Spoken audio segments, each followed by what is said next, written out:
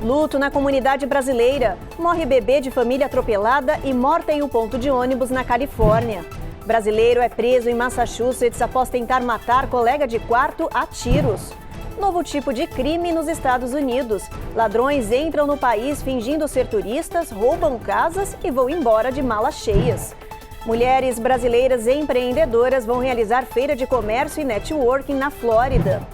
Médico brasileiro faz história ao realizar um transplante inédito em Massachusetts e se emociona ao falar do procedimento de sucesso. My deepest gratitude goes to our MGH team.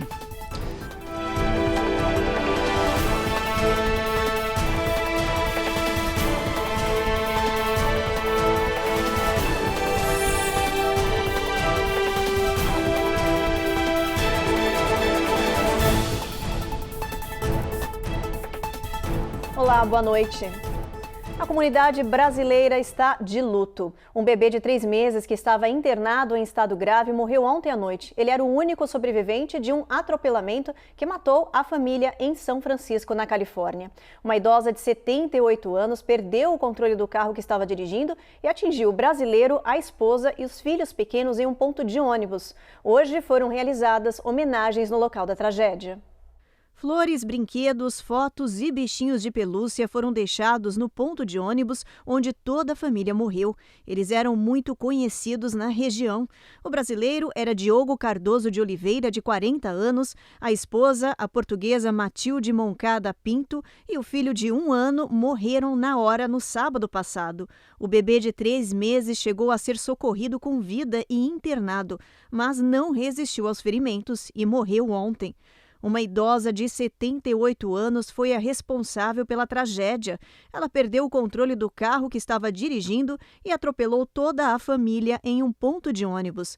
Ela foi presa por homicídio culposo, direção imprudente, infração de trânsito por dirigir acima da velocidade. Pagou fiança e está respondendo aos crimes em liberdade. O advogado disse que Mary Fong Lau está colaborando com a investigação da polícia e afirmou que ela lamentava a morte da família.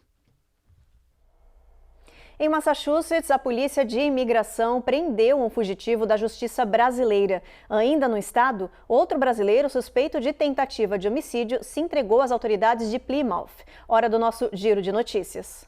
A polícia disse que Paulo Farias, de 26 anos, se entregou de forma voluntária em Hyannis, Massachusetts. Ele saiu de uma casa, se ajoelhou, depois deitou no chão. Ele segurava um celular com uma pessoa falando. Era um investigador do departamento dizendo que o brasileiro era o responsável pela tentativa de homicídio de um colega de quarto. Paulo Farias foi preso e alegou legítima defesa. Uma investigação foi aberta. Ainda em Massachusetts, em Everett, outro brasileiro de 23 anos foi detido pela polícia de imigração. O rapaz, que não teve o nome divulgado, era procurado por crime violento, assalto à mão armada e fuga de prisão no Brasil. Ele entrou nos Estados Unidos ilegalmente pela fronteira sul. Na hora da prisão, o brasileiro portava documentos falsos. Ele está sob custódia do ICE e deve ser levado à corte americana. O brasileiro Vitor de Moura Pereira, de 20 anos, que protagonizou uma cena de filme em Waltham, Massachusetts, foi oficialmente acusado de fuga de custódia federal. Em fevereiro, ele aproveitou que a viatura policial havia reduzido a velocidade em uma rodovia em reforma para abrir a porta e fugir de algemas e correntes na cintura. Na época, uma verdadeira força-tarefa foi montada para prender o brasileiro. Ele foi capturado 1 hora depois. Agora, além do crime que havia sido preso, Vitor também vai responder pela fuga. O brasileiro deve comparecer ao tribunal americano no dia 25 de março. Em Nova York, nos últimos 3 meses, a prefeitura abriu processos judiciais contra 17 empresas de ônibus que estavam trazendo indocumentados do Texas para a Big Apple.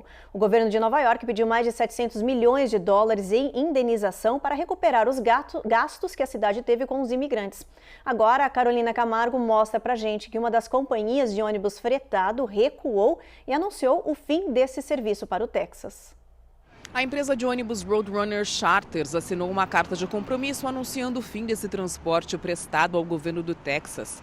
Eric Adams comemorou o anúncio e disse que estava satisfeito, porque a ação da prefeitura já está rendendo resultados. Em janeiro, o governo municipal pediu na justiça 708 milhões de dólares em indenização contra 17 empresas de ônibus fretados que estão trazendo indocumentados direto da fronteira sul para Big Apple e sobrecarregando o sistema público. A prefeitura alegou que essas empresas estavam agindo de má fé, a mando do governador Greg Abbott, e que tinham violado leis locais ao não pagarem pelos custos e cuidados básicos desses imigrantes que eram deixados na cidade de Nova York. Os processos judiciais de indenização ainda estão em andamento. Enquanto isso, o prefeito pediu para que as outras empresas sigam os mesmos passos e interrompam o serviço, que é considerado ilegal. Desde a primavera do ano passado, Nova York já recebeu mais de 180 mil indocumentados.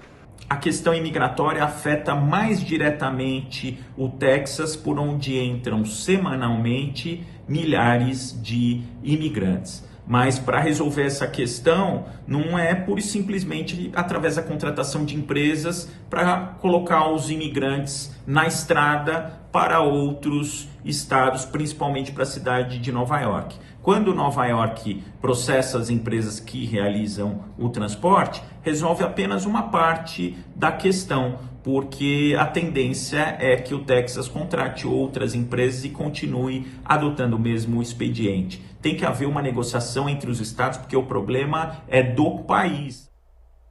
Já a Pensilvânia foi na contramão. O estado anunciou que algumas cidades deram sinal verde para receber, acolher e proteger os indocumentados. Lancaster é uma dessas locais. A cidade decidiu abrigar os imigrantes e transformar em lei um código de conduta que existe há 5 anos. A medida limita a cooperação entre os policiais locais com os de imigração e, com isso, impede a prisão e deportação de indocumentados. Com essa medida, Lancaster se transforma oficialmente em uma cidade santuário, ou seja, local que protege os indocumentados. Isso significa que as autoridades locais não vão solicitar documentos ou cobrar status de nenhum recém-chegado. A polícia da cidade só vai entregar para o ICE os imigrantes que cometerem crimes graves. Ativistas e ONGs pró-imigrantes aplaudiram a medida. Lancaster tem 57 mil habitantes e 40% deles é de origem hispânica. No próximo bloco, você vai ver que tem nova prática criminosa surgindo aqui nos Estados Unidos e preocupando moradores e autoridades. E a gente te mostra também que tem alerta do governo americano para quem quer viajar para o Brasil por aumento de criminalidade.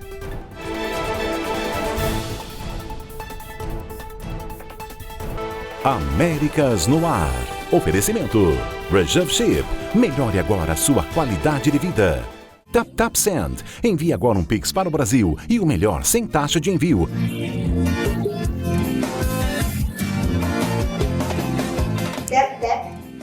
Foi.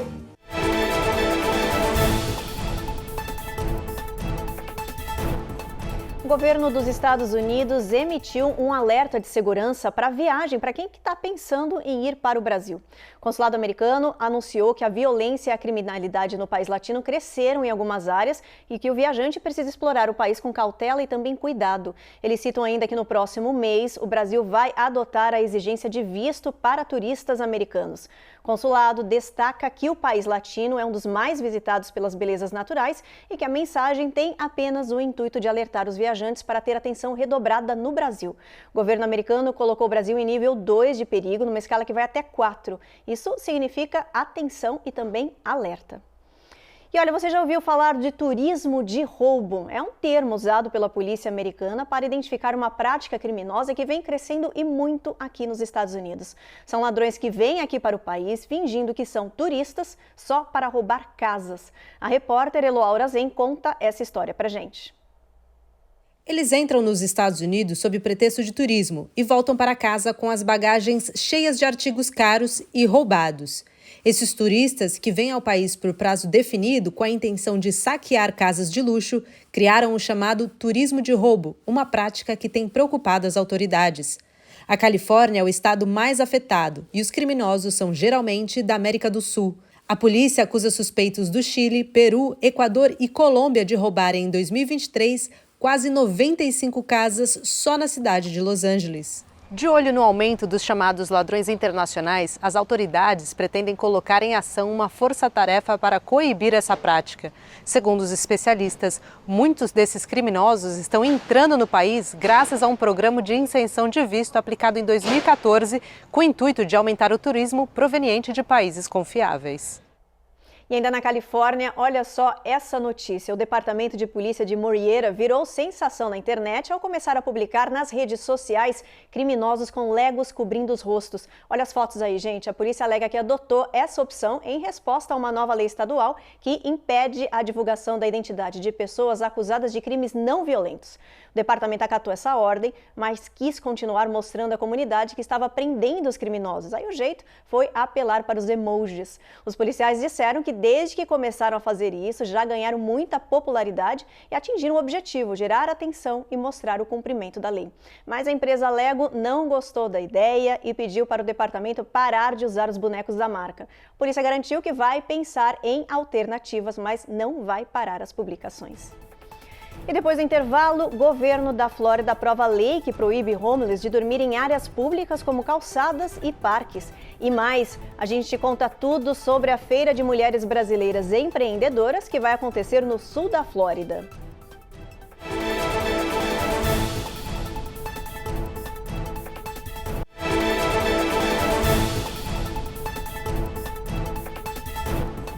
Existem cerca de 200 mil crimes não resolvidos aqui nos Estados Unidos e a cada ano esse número aumenta a cerca de 6 mil novos casos. O avanço da tecnologia e de exames de DNA tem permitido os oficiais resolverem casos mais antigos, de 50 anos. Mas a Carla Marinho mostra pra gente que as autoridades resolveram adotar uma ideia prática e que pode ajudar ainda mais a resolver esses mistérios pendentes. Um baralho de cold cases são cartas que de um lado possuem números e do outro fotos de vítimas assassinadas ou sequestradas e que pedem ajuda para solucionar esses mistérios. É uma forma simples e acessível de divulgar esses casos e fazer a informação circular.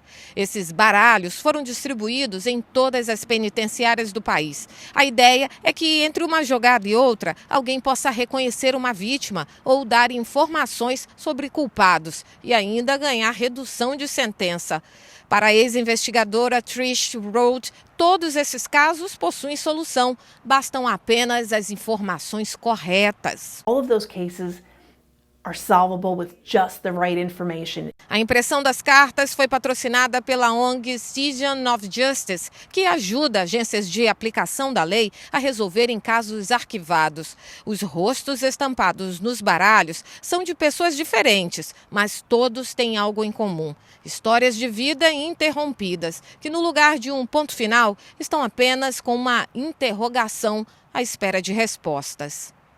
Na Flórida, o governador Ron DeSantis aprovou uma lei polêmica que vai entrar em vigor em novembro. Pessoas em condição de rua não vão mais poder dormir em espaços públicos.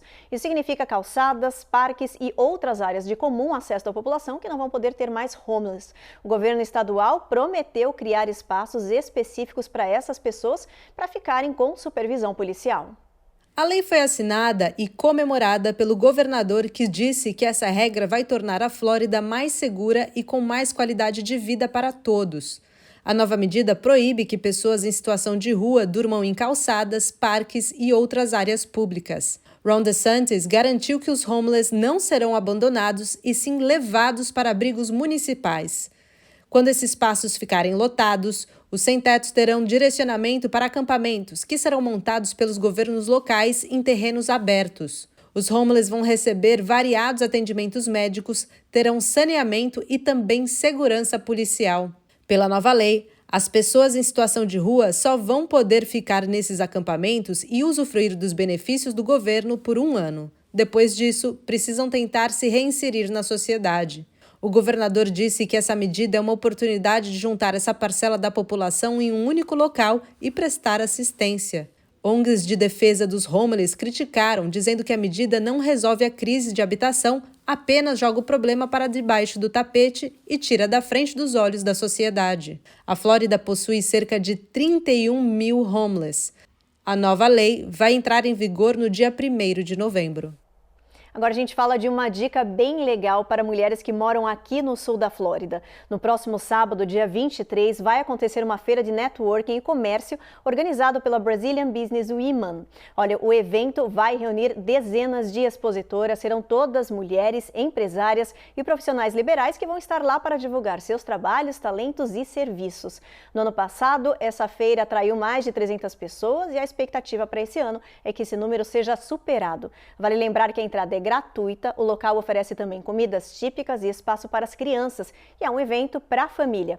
Para quem se interessou e quiser prestigiar o trabalho das brasileiras, o endereço é esse que está aparecendo aí na sua tela agora. Será na cidade de Coral Gables no sábado, das 10 da manhã até às 5 da tarde.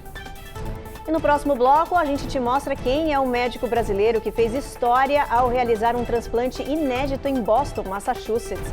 E você vai ver também que os Estados Unidos e o Brasil despencaram no ranking de países mais felizes do mundo. A gente te mostra quem ficou em primeiro lugar.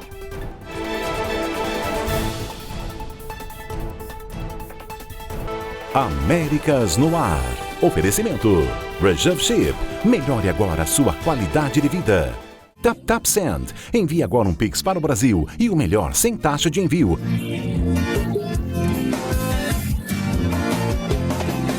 TapTap. Foi.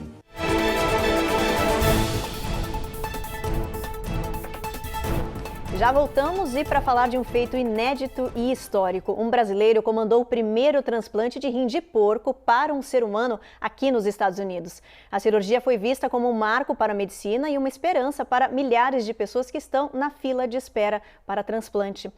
O médico responsável por essa operação histórica foi o Dr. Leonardo Riella. A cirurgia inédita foi realizada no Hospital de Boston, em Massachusetts. Durante a coletiva de imprensa nesse centro médico, Leonardo se emocionou ao falar do procedimento. Essa foi a primeira vez que um transplante desse tipo foi feito em um paciente vivo. Em 2021, os médicos tinham feito esse procedimento, mas em uma pessoa com morte cerebral para testar a rejeição do corpo. O especialista explicou que o rim do animal foi adaptado geneticamente para o ser humano. O paciente passa bem e não apresenta nenhuma complicação desse transplante de rim inédito. Parabéns para o médico brasileiro.